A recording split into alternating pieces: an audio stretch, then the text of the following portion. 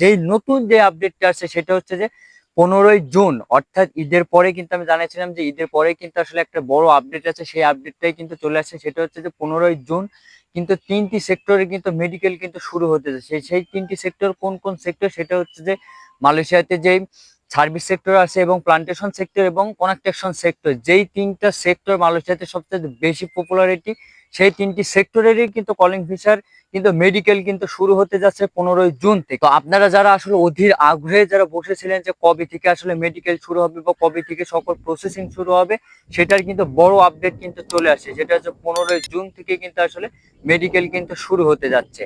তো সেই যেই সেক্টরে আপনারা আসতে আশাবাদী বা যেই সেক্টরে আপনারা আসতে আগ্রহী, সেই সকলের সেক্টরেরই কিন্তু কলিং ফিচার কিন্তু মেডিকেল কিন্তু শুরু হচ্ছে যে 15ই জুন থেকে। আমি আবারও রিপ্লে করছি, মালয়েশিয়াতে কিন্তু কলিং ভিসার যে মেডিকেলটা আছে সেটা কিন্তু 15ই জুন থেকে আসলে মেডিকেলটা কিন্তু চালু হতে যাচ্ছে। তো আপনারা যারা মালয়েশিয়াতে এই 3টি সেক্টর, অর্থাৎ এই কনস্ট্রাকশন সেক্টর, সার্ভিস সেক্টর এবং প্লান্টেশন সেক্টর যারা আপনারা আসতে চাচ্ছেন, তারা কিন্তু মেডিকেল কিন্তু শুরু হয়ে গেছে। তো আপনারা যারা আসতে চাচ্ছেন তারা কিন্তু এজেন্সির সাথে কথা বলুন, বা আপনার আশেপাশে যে দালাল আছে বা আপনার যার সাথে আপনি আসতে চাচ্ছেন তাদের সাথে কথা বলে কিন্তু আপনারা কিন্তু যত দ্রুত সম্ভব কিন্তু আপনারা মেডিকেলটা কিন্তু সেরে নিতে পারবেন।